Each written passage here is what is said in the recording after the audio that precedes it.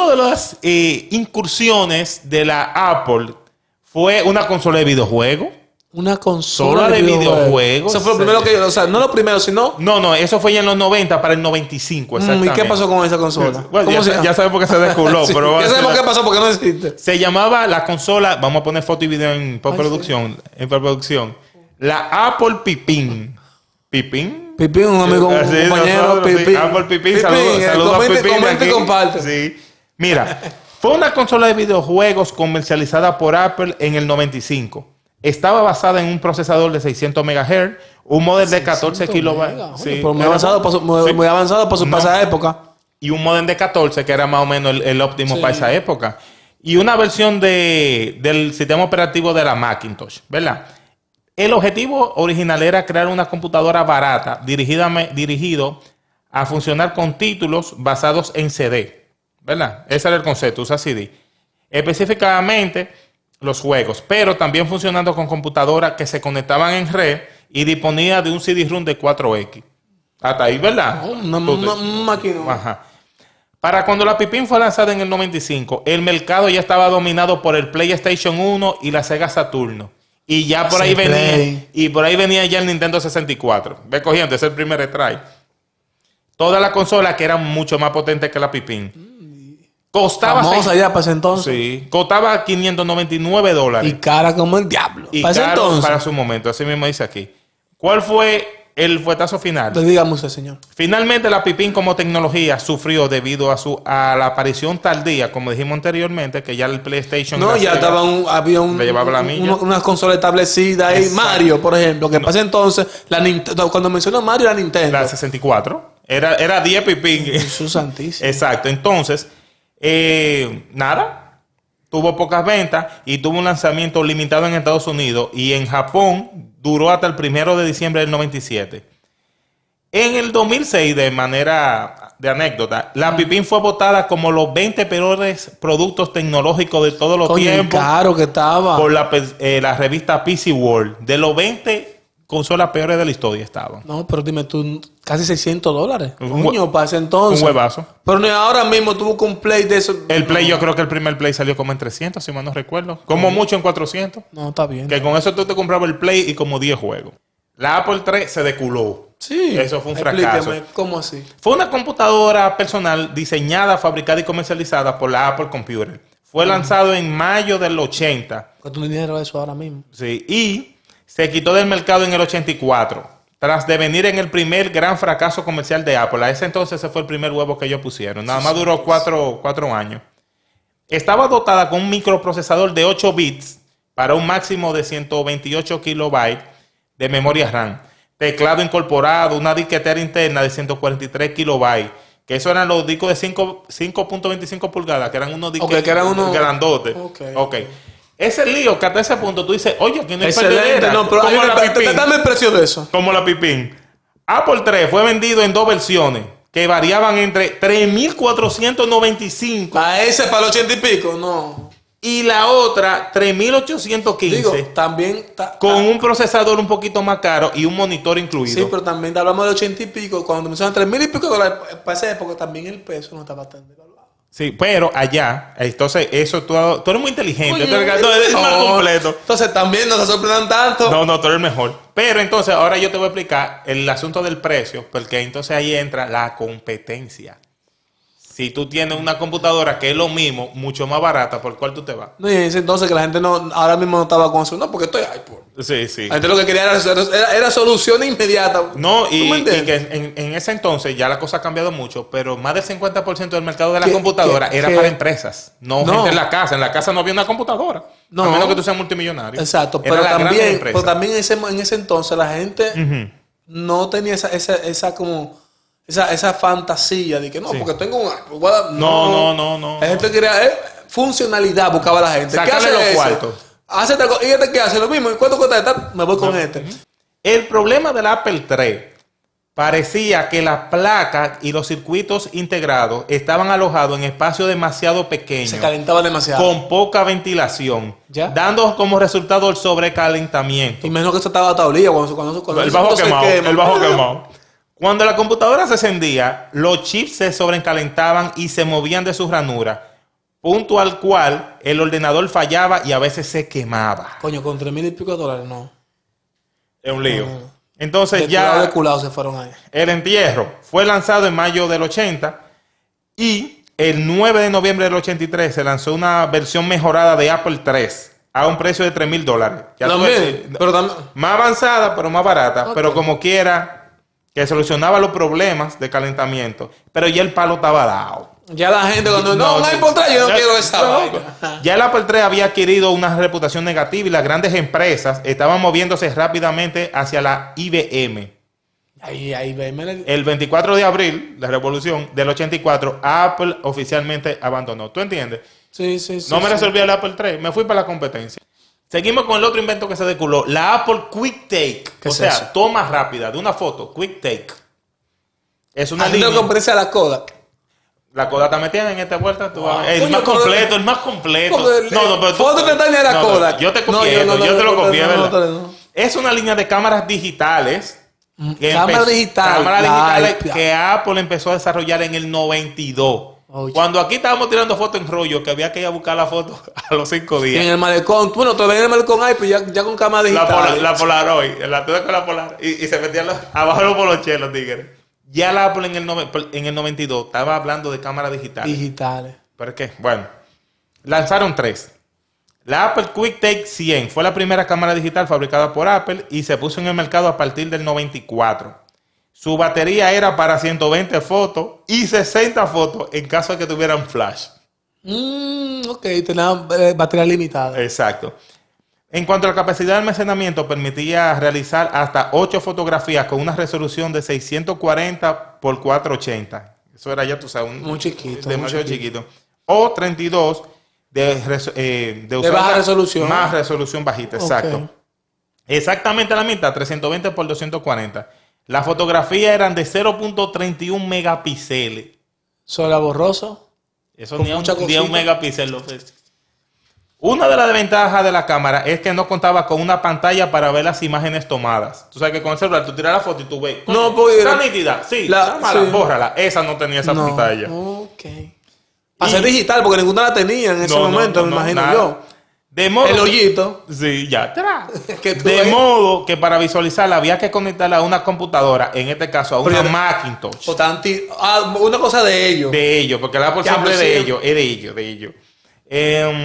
Además, la cámara no permitía borrar la foto de manera individual, pero había que borrarla toda de un fuetazo. Ya, sí. Su precio de lanzamiento en el 94 fue $750. Bueno, una cámara digital, pues entonces, me lo encuentro asequible. La Apple Quick Take 200 fue lanzada en el 96.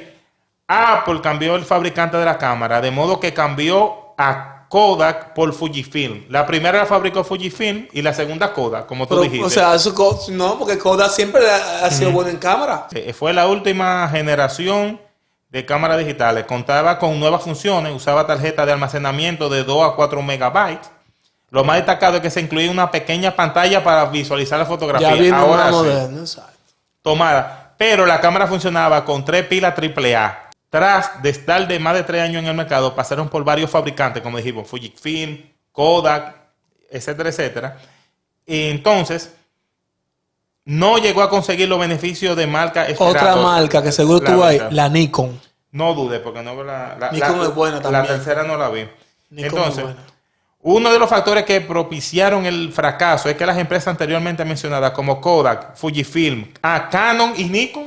No, pero yo te mandé esto, yo te lo mandé, es más completo. Yo te lo mandé por error. Es que Nikon, en Raya 4. Nikon fabrica muchas cosas de tecnología. Entonces, ya esas empresas tenían cierto prestigio en el mercado y acaparaban la venta en el mercado sin dar oportunidad a la Apple. O sea, si tú ibas a comprar una cámara y tú veías una Nikon y una cámara Apple, dame la Nikon. Cuando en el fondo la de la Apple era Nikon. Pero es que el nombre lo vende todo. También, finalmente, cuando Steve Jobs volvió a la empresa en el 97, uno de las primeras medidas fue tumbar esa línea de producción de cámara. ¿De qué cámara? El Apple Mouse. Llegaron a tener una línea de mouse. Vamos a poner fotos en pantalla. Comúnmente como Hockey Punk o round mouse, o sea, un mouse redondo. Imagínate un mouse redondo. Es un mouse, o fue un mouse lanzado por Apple en el 98. Fue el primer mouse lanzado comercialmente para conectarse por la USB. Eso pero fue a su máquina de ellos, me imagino. No, USB para todo el mundo, porque era USB. Excelente. El único. Entonces, la crítica usaba una forma circular. Y entonces tú sabes que los mouse tienen dos botones, un clic derecho. Este tenía uno solo. ¿Y entonces? En la parte superior. La forma redonda del mouse era ampliamente considerada estúpida debido a su pequeño tamaño y tendencia a rotar en uso. Imagínate, tú sabes que un mouse tú lo agarras así. Sí. Pero imagínate que tú estás agarrando algo redondo. El mouse cogía para donde quería. Exacto. Pero esa gente, qué raro, porque esa gente antes de tirar algo al mercado, hacen pruebas y cosas. No, ahorita yo te voy a decir el porqué de todos esos huevitos. Okay. Entonces, también el cable era muy corto. Y oficialmente se tumbó. ¿Y el precio? Porque no tengo el precio. El C-Mouse quizá. Pero fue descontinuado en el 2000. La Apple Lisa. ¿Qué es eso? La Lisa. Este ya por último. Vamos a hacer más segmentos porque hay mucho huevo. Sí, es muy interesante. La Lisa fue una computadora diseñada y fabricada por Apple Computer a principios de los 80. Y el segundo en tener una interfaz gráfica. Lo que conocemos ahora como Windows. Esa fue la segunda computadora que usaba la interfaz del Windows. Que es otra historia también. Sí, que eso lo puedo hacer yo. Fue la primera en usar un mouse. Y el Windows. Externo. Un mouse, exacto, externo. Ya tenía un Windows para ese entonces. Para que se podía visualizar todo. Se podía imprimir, tenía su disco duro, su disquetera, memoria virtual.